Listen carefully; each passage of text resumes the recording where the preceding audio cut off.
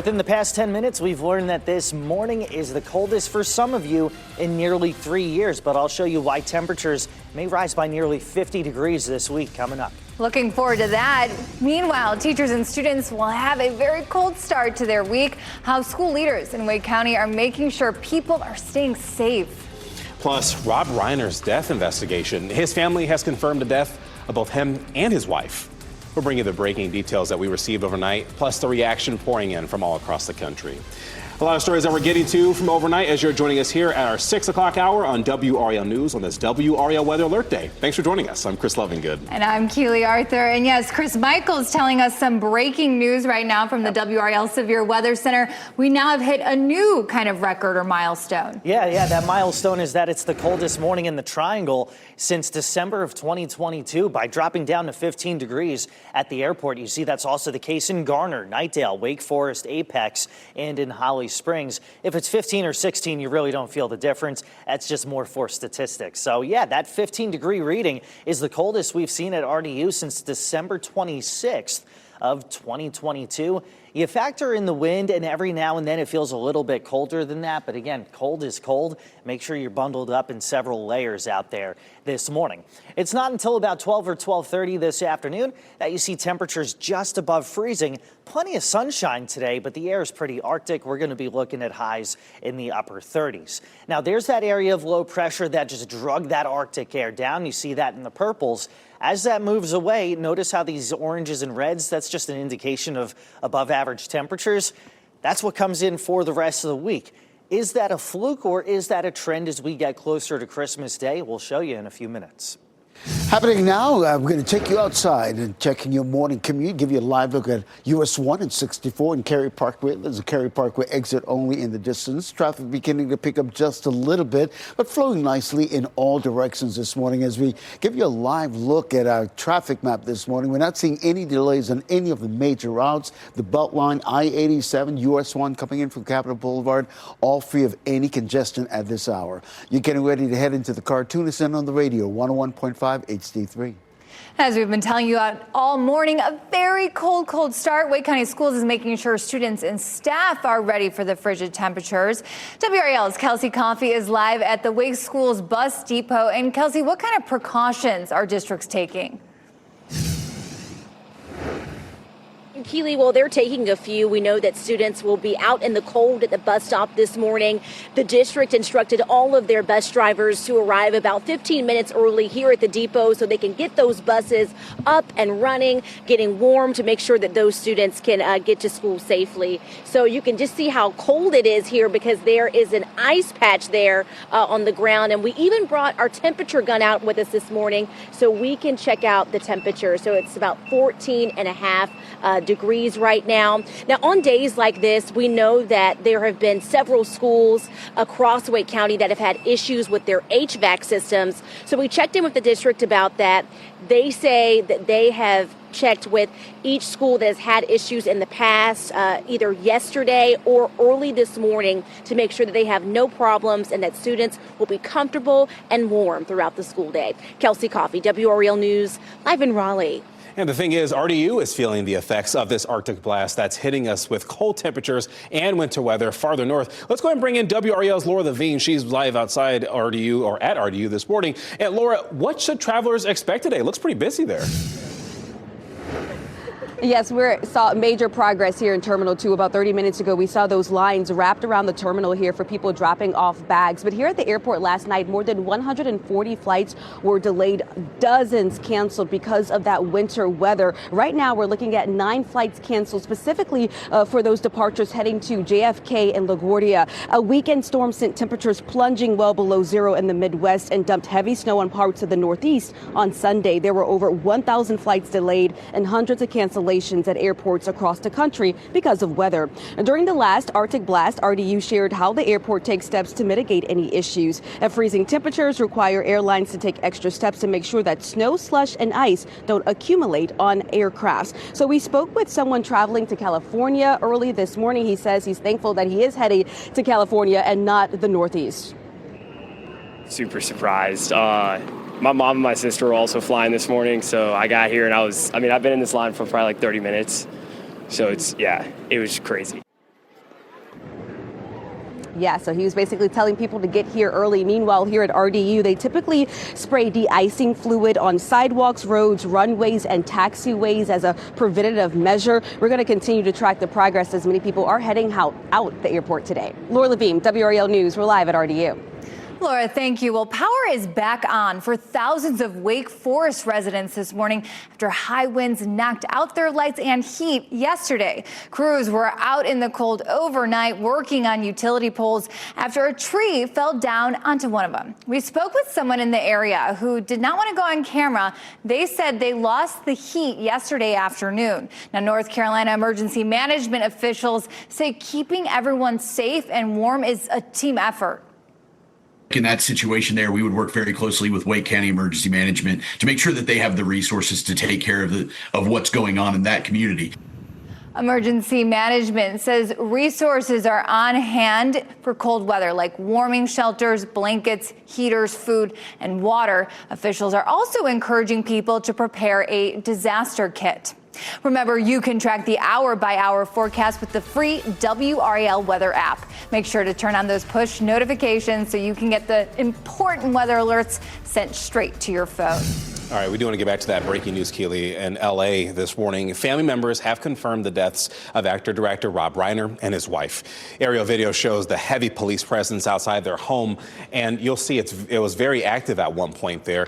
Police have not, though, officially released the identities, but the family has announced the death of the couple. Sources tell NBC News that it appears they died from stab wounds. Los Angeles police say a death investigation is underway, but have not identified a suspect. Reiner was a beloved actor and director, and some of his movies include This is Spinal Tap, Stand By Me, A Few Good Men, The Princess Bride, and When Harry Met Sally. He was 78 years old. His wife, Michelle, was 68. And Chris, here in the WRAL Live Center, you might imagine Hollywood is absolutely reeling from this news. And new into the WRAL Live Center, we're hearing from one of the actors he directed, Carrie Elwes in Princess Bride. He just posted this picture of two directors' chairs with their names on them. You can see it right there. And he simply wrote, "No words." That's all he could muster at this time. Hollywood, of course, he's just an iconic director there in Hollywood. People like Tom Hanks, he was with them in Sleepless in Seattle and some of those movies you just mentioned. We will continue to follow any reaction coming in on the passing of Rob Reiner and his wife, Michelle. Raleigh police are investigating after someone arrived at a business this morning with a stab wound. Police say the victim showed up at South Saunders Street earlier this morning, but that was not where the stabbing took place. Police say the person had non-life-threatening injuries. Still no word yet on if there are any suspects or arrests in this matter. Happening today, a now fired UNC Rex nurse accused of sexually assaulting patients will be back in court. This appearance comes after a third person came forward claiming to have been a victim. Brian Alvarez Ortiz is now accused of assaulting at least 3 patients while they were sedated and recovering from surgery. Court documents show Alvarez Ortiz is a Mexican citizen in this country on a green card. If convicted or if he enters a plea deal, he could be deported. UNC Rex fired Alvarez Ortiz when those allegations came to light. We are trying to learn some new information about a deadly crash in Durham. Now, this happened just before 6:15 last night on I-85 near Duke Street. Police said the crash involved a car and a tractor trailer. We are working to learn what led to the crash and the name of the person who died. And the search is on for the suspect in that deadly mass shooting at Brown University. We know now that the person of interest that was detained, that person's been released. Officials made that announcement at a press conference last night. They say the evidence now points in a different direction. At this time, the person who killed 2 people and injured 9 others, they have not been arrested just yet. Providence, Rhode Island leaders will not be issuing a new shelter-in-place order, despite not having the suspect in custody. Know that this is likely to cause fresh anxiety for our community. And we want to reiterate what we said earlier, which remains true, which is ever since the initial call, now a day and a half ago, we have not received any credible or specific threats to the Providence community. Police have released video of the person they believe is responsible for the shooting on campus. The school says it will remain open through December 22nd. Well, new this morning, the sheriff's office in Durham says crime in the county has gone down slightly. The third quarter crime report shows a 4% decrease in what is called the top 8 crimes, including murder, sex offenses, and robberies. In October, the sheriff's office recovered 7 stolen vehicles. It has also seized 129 firearms, reported 32 stolen, and recovered 31. All right, your time is 6:10. A tough road loss sets up a crucial matchup next week for the Carolina Panthers. Carolina was on the road yesterday to take on the New Orleans Saints. The Panthers went up 17-7 in the third quarter, but that would be the final points for the team. The Saints offense answered with 13, capped off by a late 47-yard field goal to secure a 20-17 victory. The Panthers are tied with the Tampa Bay Buccaneers in the NFC South standings. The two teams will square off this Sunday in Charlotte. Still to come, Bondi Beach shooting, more than a dozen people killed in Australia, and what officials are calling a terrorist attack at a Hanukkah event. How the Jewish community in the Triangle is responding. Plus, a historic moment. Governor Josh Stein hosted a menorah lighting ceremony at the Executive Mansion. His response to a rise in anti-Semitism. And so far this December, the coldest since 2010, the 9th coldest on record in the Triangle. But a big pattern flip is going to take us from layers to T-shirts. I'll show you why that's the case coming up in a few minutes.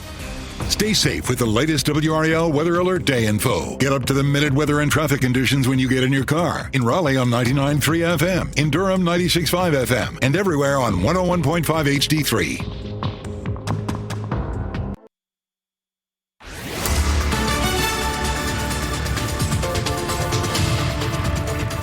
6:14, a little experiment for you that I just posted to Instagram. With it being this cold outside, if you take boiling hot water and throw it away from you, not over your head, you'll notice it turns into steam pretty quickly. I explained why that's the case on my social media platforms. All right, cold weather advisory until 9 o'clock this morning. That's why it's a WRAL Weather Alert Day. As we start out with temperatures in the teens, our wind chills in the single digits in parts of the area. But look at how quickly things change. Today is still going to be well below average in terms of our temperatures. But by Wednesday and Thursday, we really start to warm things up ahead of this system that brings in the chance for rain Thursday night. But coming up, I'm going to show you why we don't see a dramatic cool down behind this one. That's in less than 5 minutes. All right, Chris, checking the morning commute. Let's take you outside, give you a live look at I-40 and Jones Sausage Road. If you're coming in from Garner, Johnston County this morning, those are the westbound lanes moving away from us at a nice steady clip this morning. But right now, we're not seeing any delays on any of our major routes. We have a couple of incidents being reported right now, but neither is causing any problems for you in terms of your morning commute. You're getting ready to head into the car. Tune us in on the radio, 101.5 HD3. Well, now to the international news making headlines across the globe. The Jewish community in the Triangle is reacting to that deadly mass shooting at Australia's famous Bondi Beach. Police say at least 15 people are now dead, 40 others hospitalized. Police identified the two gunmen as a father and son. Now, the father was shot dead by officers at the scene. His 24-year-old son was critically injured, but remains in stable condition. Officials declared the shooting a terrorist event and said the attack targeted Jewish people who were at an event to mark the first day of Hanukkah. We spoke with local Rabbi Eric Solomon about the attack. He says he feels the shock, devastation, and a profound sense of loss, but he's also keeping the message of Hanukkah in his heart. Hanukkah comes in our hemisphere in the darkest time of the year to place light. And it's the one holiday in the Jewish calendar where it's required to put that light, the miracle, in the window to spread that light not only to the Jewish people, but really to the world. To say that God's light is for everyone and that goodness will overcome evil and light will overcome darkness. The Jewish Federation of Greater Raleigh released this statement on the shooting, reading in part, "We will not allow attacks of terror to diminish our joy or dictate how we celebrate our faith and traditions. Now, more than ever, we stand as a community, proud, resilient, and united in our commitment to live openly and celebrate our heritage." And last night, Keely, Governor Josh Stein lit the menorah at the Executive Mansion, which was a historic moment, as Stein is North Carolina's first Jewish governor. Stein says Hanukkah reminds us to maintain hope even in the darkest of times. In my first year of governor, I have seen so much light. The teachers who work so many hours to ensure that every kid has a chance to learn. The law enforcement officers who put their own personal safety at risk to ensure that we are safe. And the neighbors, everyday folks who go out of their way to help their neighbor. There is so much light in this state. If only we have the eyes to see it and the courage to be it. Earlier yesterday, the governor held a meeting with the North Carolina Jewish Clergy Association. They discussed the efforts to address rising anti-Semitism. A traffic alert to tell you about this week. Part of Western Boulevard will be shutting down nightly for DOT work. Crews will be shutting down the westbound lane between Cheney Road and I-440. The closure will last from midnight until 5 a.m. It's all expected to end Thursday morning, of course, weather permitting. This is being done so the crews can install new overhead signs for I-440. Drivers are being asked to use Gorman and Hillsborough streets as a detour. Well, you can expect more police out on the roads and highways from now until the start of the new year. Today is the start of the holiday Booze It and Lose It campaign. The annual campaign runs through January 4th. More patrols will be on the roads to enforce impaired driving laws. You know, while we're dealing with some frigid temperatures this morning, I mean, areas up north are dealing with this on your screen. Snow. This is from New Jersey this weekend. That's where many areas got several inches of snow there. Plenty of snowfall over there. That dog's having a good time. But today, we just got the cold, sans the snow. Exactly. I've got friends who are, not friends, family flying back to Connecticut today. Mm-hmm. They said, oh, we only got 2 to 4 inches of snow. And I'm like, no, that's a big deal around here, man. So, yeah, definitely. But hey, pretty sight in the tri-state area. Let's bring it back home, and another pretty sight at the Durham Bulls Athletic Park. Festa Bowl all lit up for the Christmas season. Right now, 15 degrees. In case you missed it, that now makes it the coldest morning since December 26th of 2022.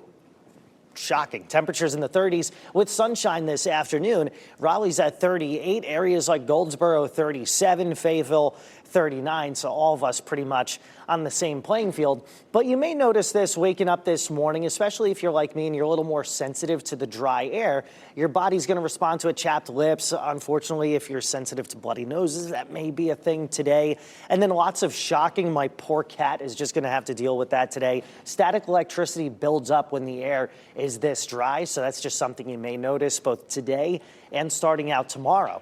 Tomorrow morning, we'll take out the wind, and, well, we're still going to be very cold. Temperatures 19 to 21 first thing out the door. But a little shift in the wind direction brings us back into the upper 40s tomorrow. So we're making progress.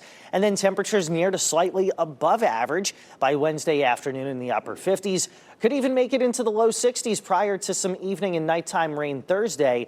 And then temperatures dip a little bit heading into the weekend. But not so much so that we'll deal with any Arctic air. In fact, that is going to be long out of here. As we get closer to Christmas Eve, high pressure over the southern U.S. is going to help to pump in some warmer than average air. So we'll take that after what's been one of the coldest Decembers in recent memory.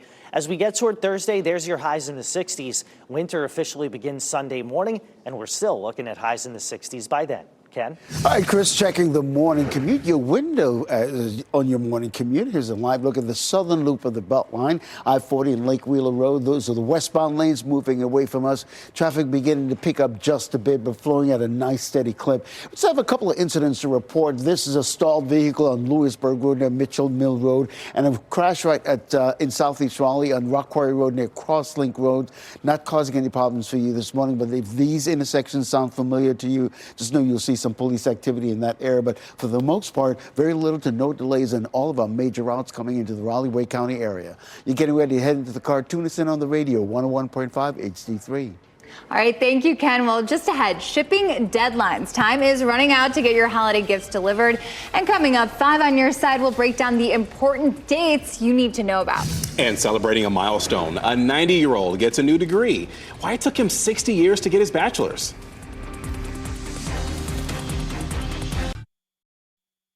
Well, UNC celebrated its winter graduates this weekend. More than 1,400 Tar Heels received their Carolina diplomas today. The graduating class included 655 undergraduates, and among them was a 90-year-old neurosurgeon earning his bachelor's degree for the first time.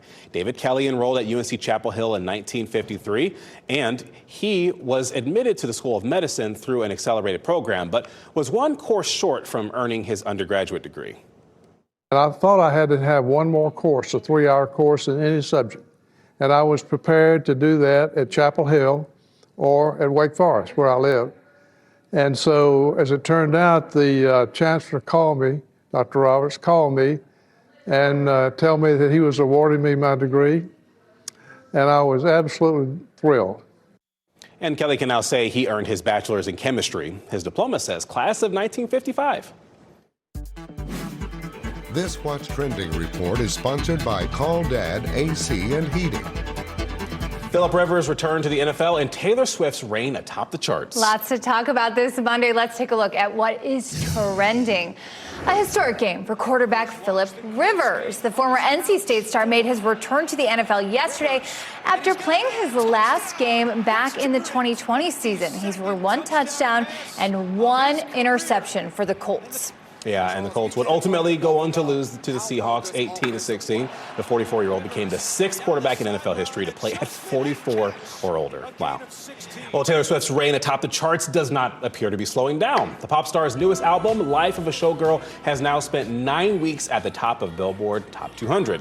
Swift has had more weeks at #1 than any solo artist in the chart's history. And this comes as her new Disney Plus special about the Eras Tour debuts. I know people want anything and everything, Yes. Taylor, so I'm sure that'll be a huge hit. It's like, what's her history? What's her background? What's her blood type? I mean, everybody What's wants to know everything how's her about cat doing? I mean, people are obsessed, but we get it. She's very good. Can't get enough of Tay-Tay, huh, Chris?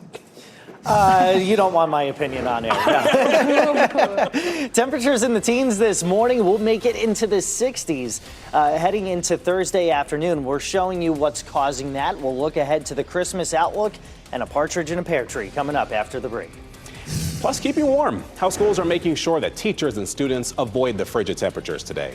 And a death investigation. What we know this morning after director-actor Rob Reiner and his wife Michelle were found dead yesterday in LA.